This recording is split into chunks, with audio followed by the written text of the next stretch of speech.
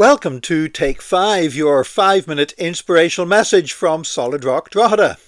I'm Nick Park. I'm taking us through a series of messages where we look through every book of the Old Testament and see Jesus there. We're not trying to force Jesus into the passages of the Old Testament because Jesus is the theme of the Old Testament. He is the center of all of God's revelation, both Old Testament and New. The Old Testament looks forward to Jesus. The Gospels show us Jesus walking on the earth. That what everything comes after in the New Testament's looking back to Jesus, as well as looking forward to what he's still going to do for us as the church in days to come. And we're in the book of Hosea at the moment, and we've talked about redemption.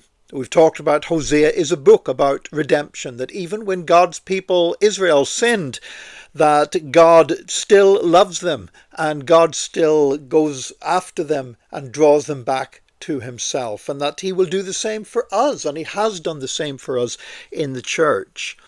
But it's very important to notice this, that in Hosea we see prophecies about Israel going into exile, and that there will come a time where, and of course the Bible tells us about this, when the Babylonians captured Jerusalem and destroyed the temple and tore everything down and took the people into captivity, that there was a time coming when Israel would be in exile without royalty, without a king, without a temple.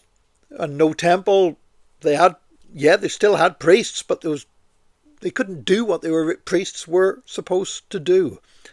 But Hosea says that God would restore them. In Hosea chapter 3, it says, in the last days, that Israel would return to God and to David their king.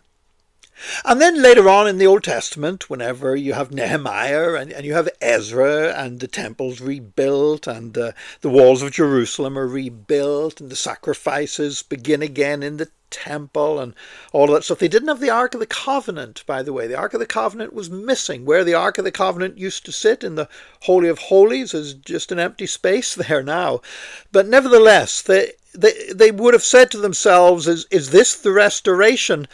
But it wasn't the restoration that God had promised. God had said they would return to God and to David, their king. But of course, David was long dead. And so everything with Nehemiah and everything to do with Haggai and Ezra and everything else is not the full restoration of Israel as promised would happen in the last days. It was only a partial restoration, because being in that temple and having kings like Herod, this was not returning to King David.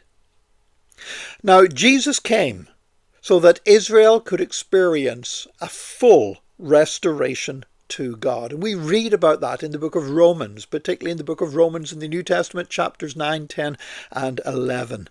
And we read there that Israel's restoration, yes, it is to David their king, but it's to the son of David, to the one whom David himself was only a foreshadowing of, and that's Jesus Christ. And the Apostle Paul uses this amazing illustration where he speaks about Jesus as an olive tree, and that we as Gentiles, as non-Jews, even though we weren't originally of God's chosen people, we are like branches that have been grafted into this olive tree, but that Israel will one day return, and they as branches will be joined again, grafted again into their olive tree, into Jesus Christ, and that is when Israel will fulfill its purpose. Now, the reason why I'm stressing this is because Israel is in the news today, and we read a lot about Israel. It's very polarizing, and people get very angry. Some people very defensive, other people attacking Israel and going even into anti-Semitism. But what we got to understand is this: Israel's destiny is not just to live in their own nation in the Middle East. Israel's destiny and their purpose is to return to Christ. And that restoration has not happened yet. Yeah, Israel has been restored as a political nation, but they have not yet had the restoration that's promised in Hosea, because that is in Jesus. And for that to happen, Israel's got to return to Jesus. And Israel's got to reach that place where, as they are grafted into Christ, they begin to look like Jesus. Because that was always God's destiny. You know, Israel were not God's pets because he liked them and thought, they're lovely, let's just keep them close. God had a purpose and a plan for Israel, and that plan was always to be a light to the nations, to show what God is like, to show what Jesus is like. And they can only do that in Christ.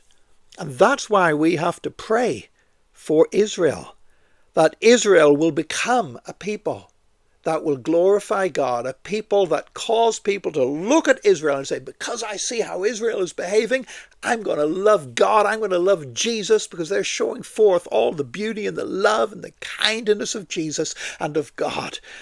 And that's what the church needs to be, but that's what Israel needs to be as well. And I would encourage you to pray in that way, that Israel will find in Christ the promised restoration of which Hosea spoke about, because Jesus is in all the Old Testament, including those promises in Hosea. God bless you today. Join us again tomorrow for another Take 5, your 5-minute inspirational message from Solid Rock Drogheda.